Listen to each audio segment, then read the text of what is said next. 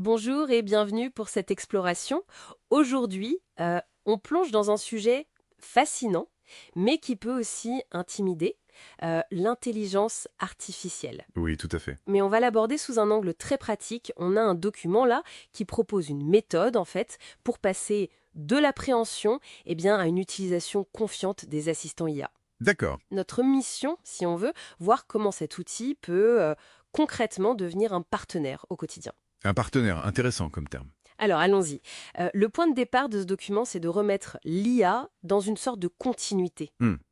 On se souvient, on est passé de la recherche un peu laborieuse dans les encyclopédies à l'accès instantané avec Internet. Oui, ça a tout changé. Et là, ce qu'on nous dit, c'est que l'IA, c'est juste l'étape logique suivante, un outil qui va pas seulement trouver l'info, mais qui aide à la trier, la comprendre, la synthétiser. C'est ça. Une évolution, quoi, plus qu'une révolution brutale. Qu'est-ce que ça vous évoque, ça? C'est une perspective qui démystifie pas mal, je trouve. Ça montre que l'IA, elle n'est pas apparue comme ça d'un coup. D'accord. Elle est déjà là, en fait, assez discrètement intégrée dans nos vies. Il suffit de penser aux filtres anti-spam qui nettoient nos mails, Ah oui, c'est là, on n'y pense pas forcément. ou aux algorithmes qui nous suggèrent des films, des musiques. Ce sont des systèmes qui apprennent un peu de nos habitudes pour nous aider. Mhm. Et là, le document qu'on regarde, il propose de passer à, disons, une étape supérieure. Une interaction plus consciente, plus directe avec une IA qui serait un vrai interlocuteur. Et pour rendre ça plus concret, il y a une analogie assez forte qui est utilisée, celle du stagiaire virtuel. Ah oui, j'aime bien cette image. C'est assez parlant, hein. Imaginez un collaborateur avec une culture générale, quasi illimitée, capable de traiter l'info à une vitesse folle et dispo 24/7. Exactement. Et cette image de stagiaire virtuel, elle souligne bien le rôle qui nous revient, celui du manager, en quelque sorte. D'accord, le manager. Notre boulot, d'après cette approche, c'est de définir les tâches clairement, donner des instructions précises, et puis évaluer le résultat. Supervisé en fait. Voilà. Et ce qui est fondamental ici, et ça le document insiste beaucoup dessus, c'est que l'IA reste une assistance. L'esprit critique, c'est une collaboration où l'humain, il reste le pilote. C'est un point clé, je pense, pour rassurer. Ça ouvre la porte à des applications très concrètes, d'ailleurs, qui sont listées. Oui, tout à fait. Côté pro, par exemple, on parle de résumer des rapports un peu denses, d'aider à rédiger des brouillons d'emails ou de présentations. Oui, ou même de servir de partenaire pour brainstormer, lancer des idées. Voilà. Et ça ne s'arrête pas au travail, hein. Les exemples pour le perso sont variés aussi. Planifier les étapes d'un voyage, Ah oui, pas mal ça.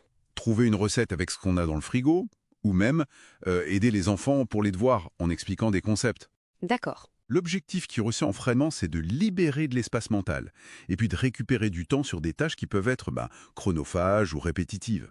D'ailleurs, il y a une invitation assez directe dans le texte à identifier sa propre bête noire. Hmm. Cette tâche qu'on repousse tout le temps. L'idée, c'est de se projeter, et si on pouvait déléguer ça spécifiquement. Oui, ça rend le potentiel de l'IA beaucoup moins abstrait. Tout à fait, plus personnel. Ça devient un levier potentiel pour alléger le quotidien. Tout à fait. Mais attention, cette source met aussi un bémol important, ou plutôt une condition, le choix de l'outil. Ah, le choix de l'assistant IA. Exactement. Au-delà des fonctions ou de la popularité, le critère essentiel qui est mis en avant, c'est la confiance et la sécurité des données. La protection des données, cruciale. Nous encourage vraiment à vérifier comment nos informations vont être utilisées, si l'outil respecte la confidentialité, s'il est conforme aux règlements comme le RGPD en Europe. Oui, le fameux RGPD. Ce règlement qui encadre nos données perso, c'est la base, quoi, pour établir une relation saine et durable. Sans cette confiance, c'est difficile d'aller plus loin. D'accord. Donc, si on essaye de synthétiser l'idée principale qui ressort de ce document, l'objectif, c'est pas tant de devenir un expert technique pointu en IA, Non, pas forcément. mais plutôt de développer une sorte d'aisance, une confiance d'utilisateur, mais un utilisateur éclairé. Apprendre à manager ce fameux stagiaire virtuel. C'est ça. Lui poser les bonnes questions, évaluer ses réponses, pour en tirer le meilleur. C'est exactement ça. L'enjeu qui est décrit, c'est de transformer une potentielle appréhension ou même une méfiance en une collaboration productive. Et maîtriser. Maîtriser, oui. Faire de cet outil un vrai allié en comprenant ses forces, ses limites aussi, plutôt qu'une source d'inquiétude ou de fantasme. C'est une démarche de démystification, mais active. Absolument. Et pour conclure, peut-être une petite piste de réflexion qui va un peu au-delà de ce qu'on a discuté. Mhm. Si on commence à déléguer certaines tâches cognitives à une IA, même si c'est sous notre supervision, Mm.